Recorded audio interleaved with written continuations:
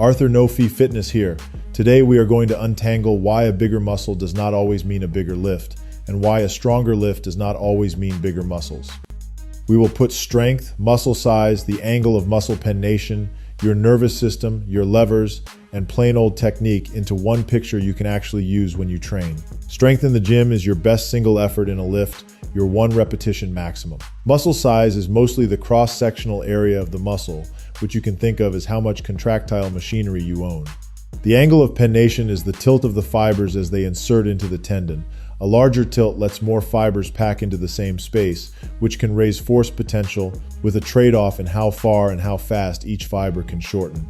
The neural factor is your brain and nerves learning to recruit high-threshold motor units, to time them well, and to quiet down muscles that fight the movement. Your levers are your limb lengths and joint angles that change how efficiently that force reaches the bar.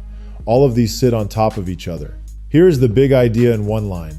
Strength equals muscle size multiplied by skill and structure. Muscle size gives you the engine. The multipliers are your nervous system, your movement skill, your muscle architecture like pennation angle and fascicle length, your tendon properties, and your personal levers. That is why confusion starts with beginners. In the first weeks and months, your one repetition maximum can jump without visible muscle growth because your nervous system improves fast. You learn the groove, you recruit high threshold units earlier, you waste less force fighting yourself. In that window, changes in size only weakly predict changes in a one repetition maximum. With experience that flips. As neural gains level off, the amount of contractile tissue you carry explains much more of the difference between lifters. In trained lifters, more muscle generally supports more strength, with the usual caveats about levers, technique, and architecture. What if you train almost only heavy singles?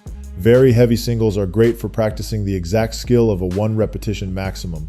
They raise strength through neural adaptations and specificity, but by themselves, they usually do not provide enough total work to maximize growth. Hypertrophy is flexible about load. You can grow with a wide range of weights, but it demands enough quality work and enough proximity to fatigue. When you add that work, size goes up, and that size then supports bigger lifts. Now the angle of pennation without the jargon. Picture lining up more oars inside the same boat by tilting them a bit. You can push more water even if each oar moves a little less distance. As muscles grow, pennation angle often increases, which helps pack in more fibers and raise force potential. The trade-off is simple. Very high pennation and very short fascicles can limit shortening speed and range, which is one reason training for pure power and training for pure maximal strength are not identical. None of this is a magic switch. It is one more multiplier that sits on top of muscle size. Specificity matters. You grow what you train. If you mostly squat, press, and pull, you will build the parts that drive those patterns. That does not automatically make you great at a weighted pull-up or a split jerk unless you train them. Strength carries best inside the movement family you practice. A lighter lifter with great technique and friendly levers can outlift a heavier lifter in a specific movement, while that heavier lifter may still have higher raw potential if they grow the right parts and sharpen the skill. So how do you use this without turning it into a physiology class? Build the engine, sharpen the skill, respect your levers, vary on purpose, and plan your weeks like an adult. Build the engine by giving each major muscle group a steady diet of quality work every week. Use sets where the last repetition clearly slows but is not an ugly grinder. Think about 2 honest repetitions still in reserve. Over many weeks, add small amounts of load or a small number of repetitions while keeping that same honest effort. That grows muscle, and more muscle raises your ceiling for strength. Sharpen the skill by practicing your main lifts heavy enough to respect the groove, but not so often that every session turns into a test. Singles, doubles, and triples moved with intent teach your nervous system to recruit hard and to keep technique tight under pressure. Use them regularly, not constantly.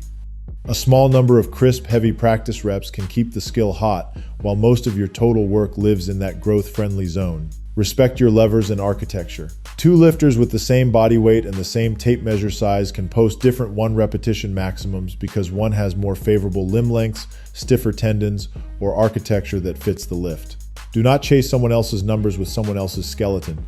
Chase progress inside your own setup. Set your stance and grip where you are strongest and most repeatable. Keep range of motion honest, and film a top set now and then to check that bar path is consistent. Vary on purpose, not at random. Changing exercises now and then can ease joint stress and fill weak links, but changing them constantly makes it hard to groove the skill that heavy strength needs.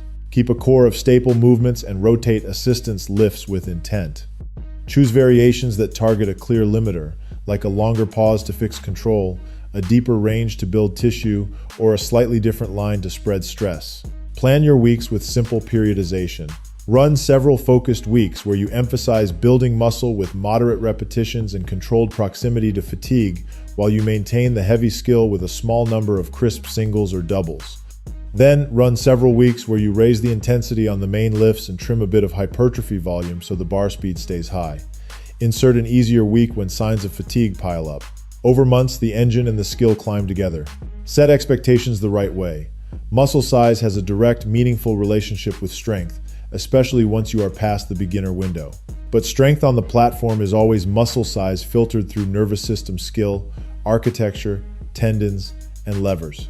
That is why a smaller lifter can surprise a bigger one in a specific lift, and it is also why adding real muscle over time almost always raises your potential if you keep the skill sharp. Put it together like this: grow the parts that move the bar.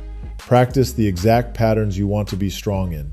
Use heavy practice to train the skill, and use sensible volume to grow the engine. Adjust for your body's levers rather than fighting them.